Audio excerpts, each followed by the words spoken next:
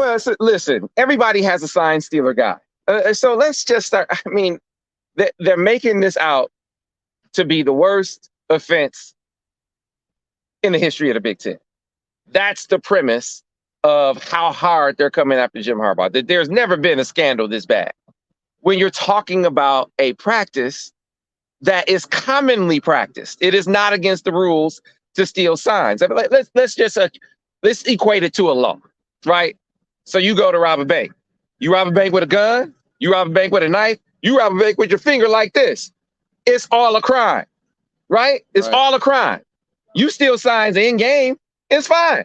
You steal signs at a game that you are playing in, it's against the rules. So you're talking about the method and not the practice, right? Yeah. Just how you do it or where you do it. Not even how, where you do it is the issue. And this is this is a bigger issue than buying players.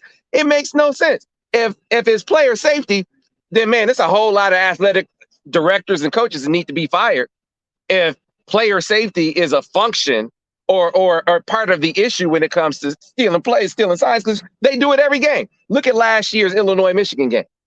Last year's Illinois-Michigan game, Ryan Walters, who talks about, they're out here stealing signs. So, and I'm a Ryan Walters fan, but he's talking about it and he's standing on the sideline with two dudes next to him. He has Danny Cameron next to him, and then he has a former Michigan guy and Greg Fralick next to him as well. What are they doing? Whispering sweet nothings? I mean, what is that all about? And then you notice Michigan in that game, they start huddling. You think they just think huddles are sexy? Like, why are they huddling all of a sudden? They huddling because they know you're stealing their signs, because you know what? It's legal. Everyone does it.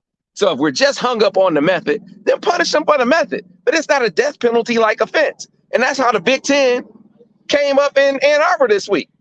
Like, we want you to suspend Jim Harbaugh indefinitely. Are you crazy? Are you insane? What kind of sense does that make? For stealing signs. And you want us to do it. So we think you should defend. No. If you think that that's what's warranted, then you do it. And then let's do battle at that point. Force the Big Ten's hand here. Can't make Michigan do it. Can't make President Santa Ona do it. Got to make the Big Ten make a move. And let's just come back to, why aren't any of these schools talking about how this information was attained in the first place? So we want to make it okay for opponents to hire PI firms to investigate other opponents. We want that to become the norm. None of them are talking about that. This is what is so revealing to me. No one's talking about that. But there's a consensus on the other side with all the other schools in the Big Ten that this is the worst thing they've ever seen. That's just a stand-in for, we don't like Jim Harbaugh. That's what this is really about. And I'm not sitting here saying that if Michigan violated the rules that they don't deserve punishment. They absolutely do. Just like I said, listen, when they had an analyst coaching and they had COVID recruiting violations, I mean, they deserve a punishment, but it's a ticket, not jail time. And that's what we're talking about here. I mean, this is not the death penalty like offense. I mean, can I throw a hypothetical? If you think that schools were allowed to hire PI firms to investigate all their rivals, how much things do you think they would find? I know that I'm not on the circuit anymore, but we follow recruiting. I'm just saying, I've heard some things. I've seen some things. I think things would be found out. So I think that's why you're seeing the SEC schools not really say anything about this. They don't like Jim Harbaugh.